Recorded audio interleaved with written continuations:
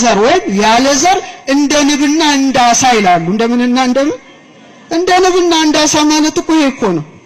በግብረ መንፈስ ቅዱስ አምላክን በድንግልና ጸንሳ በድንግልና ምን ሆነች? ወለደች። ቅዱስ ኤፍሬም ምን ይላል ሃይማኖተ አበው ላይ? እንቁ በሰደፍ ወይም በማህደር ውስጥ ካለ ስጋ ይወጣል ይላል። ከምኑ ስጋ? ከአሳው ስጋ ነው የሚወጣው። እንደዚሁ ይላል አካላዊ ቃል ኢየሱስ ክርስቶስም ያለ ዘር በሰው ስጋ እንደተወለደ የማያምን ማን ነው ይላል። ምን የማያምን ማን ነው ይላል። ስለዚህ እቺን የማን ምሳሌ ናት? ለዚህ ነው ስዕሏ ላይ እቺ አሁን ጸባቴ ታስታውሰው እንደሆነ ሐመራኖ ኪዳነ ምሕረት አስተዳዳሪ ነበሩ አይደለ? እንደዚህ አይነት እንቁ ስዕሏ ላይ ተሰክቶ ተስሏል አይደል? እዚህ ጋር ስጦታ ሰጥተውኛል። ይሄ ማለት በጥንት ጊዜ ስዕላት ሲሳሉ በድንግል ማርያም ስዕላት ዙሪያ የከበሩ ድንጋዮች ማጌጥ እዚህ ጋር እዚህ ላይ በሙሉ ምሳሌዎቿ የሚሆኑ እንቁዎች ናቸው። በጣም የሚገርመው አሁን እንቁ የሚጀምረው ምን ሲሆን ነው ብያቸዋለሁ? በድንገት ውስጡ ሲገባ አሳ ውስጥ አረ ነገር አሸዋ ነው። በድንገት ነው የእንቁ ታሪክ ጀመረ ማለት ነው። ድንገተኛ ነው። ማንም አሳው ሳይጠብቀው ያንቁ ይገባል። በተመሳሳይ መልኩ እውነተኛውን እንቁ ባህሪ ኢየሱስ ክርስቶስን የወለደች ቅድስት ድንግል በድንገት ነው። ወንዘ ትፈትል ወርቀ ወሜላተ አስተራያ ገብርኤል ግብተ በድንገት ቅዱስ ገብርኤል ከእግዚአብሔር ዘንድ ተልኮ መጥቶ ጸጋን የተመላሽ ደስተኛይቱ ምን ይበልሽ ደስ ይበልሽ ብሎ ድንገተኛ ብስራት አበሰራት። ይሄ ተሰምቶ የማይታወቅ ነው። በጣም ከባድ ከአይምሮ በላይ ነው። እሷ ራሱ ከንግግሩ በጣም ምን አለች ይላል? ደነገጠች ይላል። እንኳን እሷ ቅዱስ ገብርኤልም አያውቅም። መልአክን ያይመረ ዕለተ ምጽአቱ ለቃል አምላክ ሰው አምላክ የሆነበትን ምስጢር ማን ያውቅም? ገብርኤል አያውቅም። ድንግልም ከአይምሮ በላይ የሆነውን ነገር ምን አለችው? እንደ ቃል ይሆንልኝ ይደረግልኝ ብላ ተቀበለች። አሳው አሸዋውን እንደሚውጣው የሰማችሁኝ ነው። አሳው አሸዋውን እንደሚውጣው ድንግል ማርያምም ማን ተቀበለች? የእግዚአብሔርን ቃል በእምነት ተቀበለች። በእምነት ተቀበለች። ግን የሚገርመው አሳው አሸዋ ውስጡ ባደረ ጊዜ ምቾት ብቻ አይምሰላችሁ። ምንም አለ፣ ህመምም አለ። ምን አለ? ህመም አለ። ድንግል ማርያም ጌታን በመጽነሷ መከራ አግኝቷታል። ዮሴፍ አረጋዊ ልለያት ፈለገ። በቃ ማኑ ቀረጸ አክናፈ ድንግልናኪ እና በመኑ ጸነስኪ ከማን ወለድሽ እያለ መጨረሻ እንደውም ሊለያት ሲያስብ ለሷ ህመም እኮ ነው ይሄ። ሊለያት ሲያስብ የማን ተገለጠለት? የእግዚአብሔር መልአክ ቅዱስ ገብርኤል ተገልጦ ከሷ የሚወለደው በግብረ መንፈስ ቅዱስ ነውና የዳዊት ልጅ ዮሴፍ ጮኛ ማርያምን ለመውሰድ ምን አትበል ይለዋል፣ አትፍራ ይለዋል። ረድኤቱ በረከቱ ይደርብህ። እንደገና ደግሞ ማየዘለፋ ትጠጣሏት። በጣም ሆድ በጥብጦ አንጀት ቆራርጦ የሚጥለውን አጠጧት። እሷ ግን እውነተኛዋ እንቁ ናትና ፊቷ እንደ ፀሐይ ያበራ ነበር። አክብሯት እችን ንግሥት። እንደገና ደግሞ በቤተልሔም ማደሪያ አታ ስትንከራተት ተመልከቱ። በስታውስ የእንግዳ ማደሪያ እንኳን ለሷ ታቶ ምን ውስጥ ነው የወለደችው? የከብቶች በረት ውስጥ ነው የወለደችው። ታዲያቺ ንግሥት እቺ እንቁ በጣም ትደነቃለች። እና የሚገርመው እንቁዋ ምን አላት ብያቸዋለሁ? ንብርብር አላት። ምን አላት? ንብርብር ነው። ኒከር የሚለውን ስታዩት እንዲህ የተነባበረ በጣም ደግሞ ብዙ ሽፋን ነው። ጥቂት አይመስላችሁ። በሺዎች የሚቆጠሩ እያንዳንዱ አሳ ውስጥ ያሉ ሽፋኖቹ እንዴት እንደሚያምሩ በጣም ንብርብር የበዛባቸው እንቁዎች እጅግ ሲያምሩ፣ ጥቂት ንብርብር ያላቸው ደግሞ በጣም ጥቂት የሆነ ብርሃንን ነው የሚሰጡት። ታዲያ የተደራረበ ብርሃን የተጎናጸፈችው ማን ትመስላችኋለች? ድንግል ማርያም ናት። ድንግል ማርያም በአሳ ሆድ ውስጥ ያለው የተነባበረ ማዕድን ገንዘቧ ነው። እንደሷ የተነባበረ ጸጋ የተሰጠው ማን አለ? ማንም። እናትነትን ከድንግልና፣ ድንግልና ከእናትነት ማንም የተሰጠው የለም። አገልጋይነትን ከእናትነት፣ እናትነትን የማን አገልጋይ ናት? እኛ የማን አገልጋዮች ነን? እሷ ግን አገልጋዩ ብቻ ሳትሆን ምን ሆነች? እናቱ ሆነች። ድንግልና ከወተት ጋራ፣ ወተት ከድንግልና ጋራ ለማንም የማይሰጥ አገልጋይ ናት። ደግሞ እግዚአብሔር ምን አድርጓታል? ንግስት አድርጓታል እኮ አይደል? ንግስት ሆና ሳለች ደግሞ ከነዳያን ጋር ከኛ ጋር አብራናት ነው በረድኤት። አመስግኗት እችን ድርብርብን። ስለዚህ ያቺ የባህርን ቁጪ ማለት ነው በጣም እንደምታበራ በጣም ነጸብራቅ እንዳላት ከቅዱሳኑ ሁሉ ይልቅ በቅድስና የበራችው ዕንቁ ማን ናት? ድንግል ማርያም ብቻ ናት። እና ስዕሏ ላይ የከበሩ ድንጋዮች ጌጡ ነበረ በጥንት ዘመን። ሰጊዱ አምሃ ይደሉ ለስዕልኪ ማለት ምን ማለት ነው? ስግደትና እጅ መንሻ ማለት ወርቁን ዕንቁን ያደርጉላታል። ግማሾቹ ደግሞ ምን ያደርጋሉ? ዕንቁ ወርቅ ከሌላቸው አበባ ይሰጧት ነበረ። ናንፈርስ ቅድመ ስዕላ እንዘንሁብ ጋዳ እጅ መንሻ ጊፍት ለማን? የዕንቁ ጊፍት ይሰጧታል የጥንት ሰዎች። ለምንድን ነው? ድንግል ማርያም ምን ስለሆነች ነው? ንገሩኝ።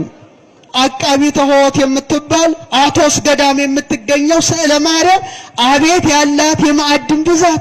ሰው ሁሉ ስጦታ ያመጣላታል። ያንንም መስጠት የማይችሉ ደግሞ ምን ያደርጋሉ? እንዘ ትነጽፍ ዘርቤታተ ወትነሰንስ መጽሬ ለክብረ ስዕልኪ ድንግል ትሰግድ ነፍሴ። ምንጣፍ እያነጠፉ አበባ እየበተኑ በስዕሏ ፊት ምን ያደርጋሉ? ይሰግዳሉ። ረድኤቷ በረከቷ ይደርብን። ታዲያ ቅዱስ ያሬድ ምሳሌ ቢያጣላት ምን አለ? ማርያም ግን አለ ከጥንት ጀምሮ በአዳም ባህሪ ውስጥ እንደ ነጭ ዕንቁ ታበራለች አለ። እንደምን አይነት ነው? ብዙ አይነት ዕንቁ አለ ከአሳ ሆድ ውስጥ የሚወጣ። ለምሳሌ ነጭ አለ፣ ክሬም የሚመስል አለ፣ ግራጫ አለ፣ ጥቁር የሚመስል አለ፣ ቡናማ ይወጣል። አንዳንዴ ደግሞ ብታዩ ሮዝ፣ አረንጓዴ፣ ሰማያዊ ዕንቁዎች ከአሳ ሆድ ውስጥ ይወጣሉ። ቅዱስ ያሬድ ግን ለይቶ በምን አይነት ዕንቁ መሰላት? እንዳትወስዱብኝ እሺ። በነጭ ዕንቁ መሰላት። በምን አይነት ዕንቁ? ተመልከቱ። ያቺ ነጭ ዕንቁ በአሳ ሆድ ውስጥ እያለች በደፈረሰ ባህር ውስጥ እያለች የደፈረሰው ባህር የሷን ንጽህና ያጠፋዋል? አያጠፋውም።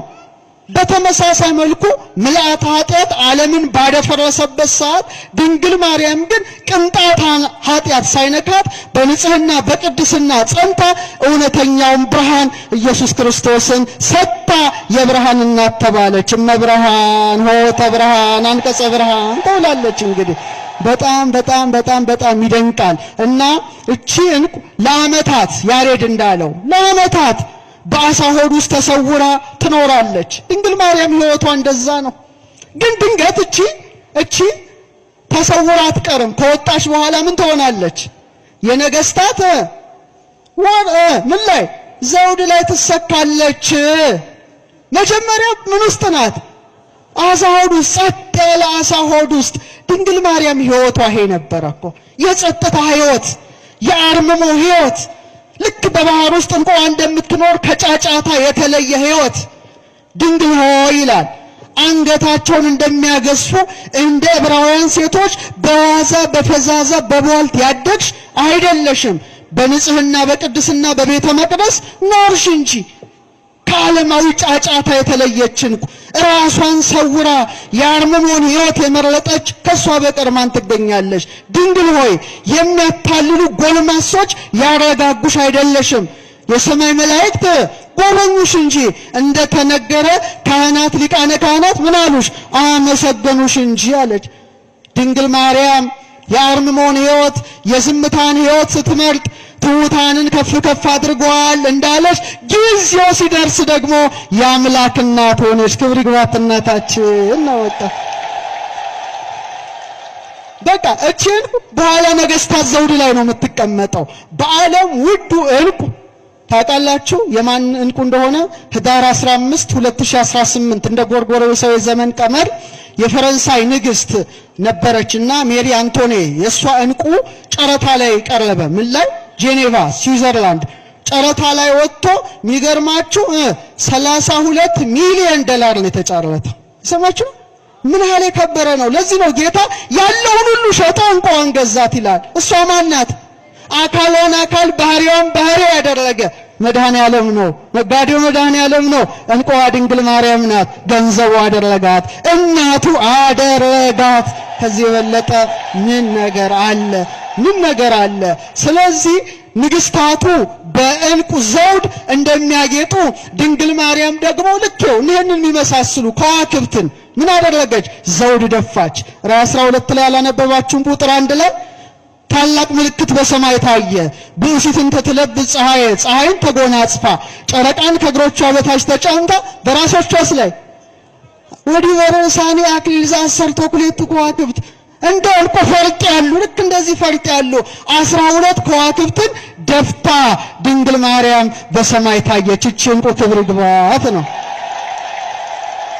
ስለዚህ ከሰው ልጆች መካከል የምታምረው የምትወደደው ንጽህናን ቅድስናን አጊጣ የተገኘችው ነጯ የባህር ዕንቁ ማናት ማለት ነው? ድንግል ማርያም ናት። ሁለተኛ አሜቴስጢኖስ በሉ እስቲ። አሜቴስጢኖስ 12ኛው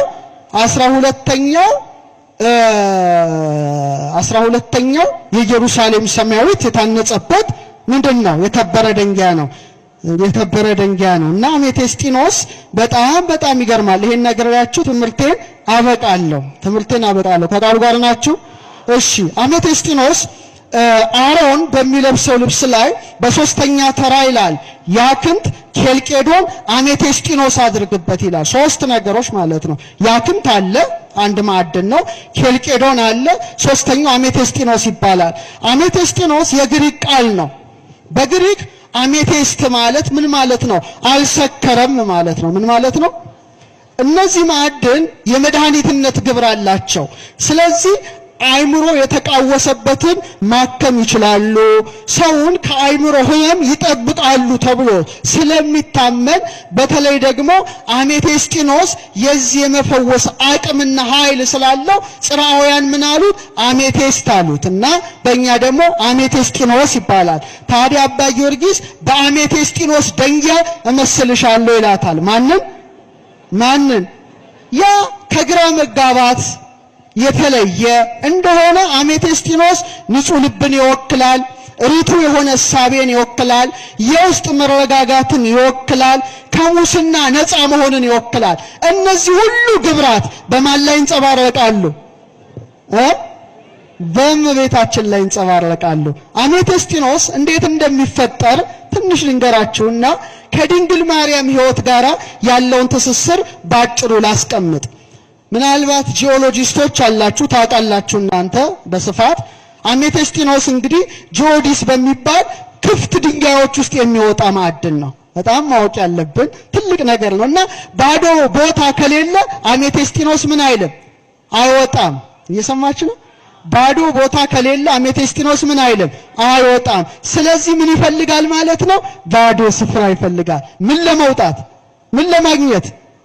አሜቴስጢኖስ። እስቲ ያሏችሁ እኛ ምን ወርቅ ኮፈር ነው የምናውቀው፣ ብር ነው የምናውቀው። የእመቤታችንም ሕይወት ያ ነው፣ አሜቴስጢኖሳዊ ሕይወት ነው። ምክንያቱም ልቧ ለማን የተከፈተ ይመስላችኋል? አረ ለክርስቶስ ቃል ለእግዚአብሔር የተከፈተ ነው። ንጽህናዋ፣ ታዛዥነቷ፣ ታማኝነቷ፣ ሃይማኖቷ፣ ርህራሄዋ፣ ፍቅሯ፣ ትዕግስቷ ሁሉ ለእግዚአብሔር እንደተከፈተ ምን ሆኗል? መስኮትና በር ሆኗል።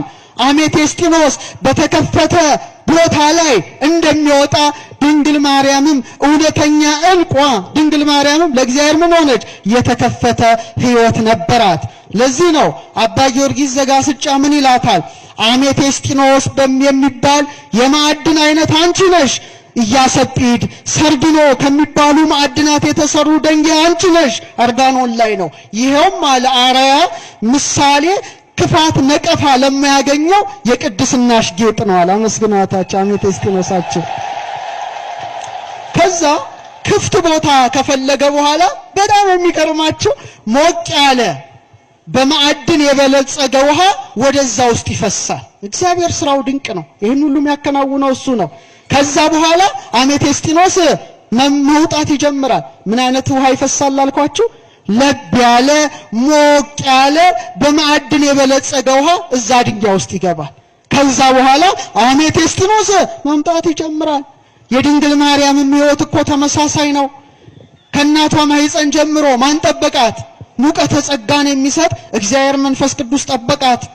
ውእቱ ኬጰራቅሊጦስ ዘአቀባ ለድንግል እንከርሰማ ከመ ይትጌጊ ለዓለም። ለዘላለም እንዳትበድል ማን ጠብቋታል? ሙቀተ ጸጋ ያልተለያት ናት። በጽንስ ጊዜስ መንፈስ ቅዱስ ይመጽእ ላዕሌኪ መንፈስ ቅዱስ ባንቺ ላይ ይመጣል ተብላ ቅዱስ ገብርኤል የነገራት እሷ ማን ናት? አሜቴስጢኖሷ ድንግል ማርያም ነበረች። ከዛ በኋላ ነው በቃ ይሄ አሜቴስጢኖስ ሰማያዊ አይደለም ሐምራዊ የሆነችው እንኳ መሰራት ትጀምራለች። ሲሰራ ግን በስውር ነው። በምንድን ነው? በስውር እሷም እንደዛ እኮ ናት። 9 ወር ከ5 ቀን በማህፀኗ ማንን ተሸከመች? ክርስቶስን። ግን ለማንም አልተናገረችም። ማርያም አለ ይሄን ነገር ሁሉ በልቧ እያሰበች ትጠብቀው ነበረ። ኤልሳቤጥ ጋር እንኳን ስትሄድ የጌታዬ እናቱ ካለቻት በኋላ የባሪያውን ትሕትና ተመልክቷል። አያቸው የትሕትና ቤት አሜቴስጢኖስ ሆና የተገለጠች እሷ ድንግል ማርያም ናት። ቀለሟ ሐምራዊ ነው፣ ወይን ጠጅ ቀለም ነው። ምን አይነት ቀለም ነው? እስቲ አሜቴስጢኖስ ያየ ከእናንተ ላሳያችሁ። እርግጠኞች ናችሁ? አይቅርባችሁ። ኧረ እባካችሁ። እሺ አሜቴስጢኖስ እስቲ ልፈልግ ለእናንተ ስል ነው ያመጣሁት። ከሰዎች ጋር መልሳለሁ ስጪ፣ ምክንያቱም እንዳትወስዱብኝ። በጣም ታምራለች፣ በጣም ደስ ትላለች። እስቲ እየፈለኳት ነው። ትታያችኋለች? እቺ ምንድን ናት? አሜቴስጢኖስ ናት። ቀለሟ ምንድን ናት? ሐምራዊ ናት። በጣም የሚገርመው ድንግል ማርያም በቤተ መቅደስ ሳለች በተለይ ዘጸአት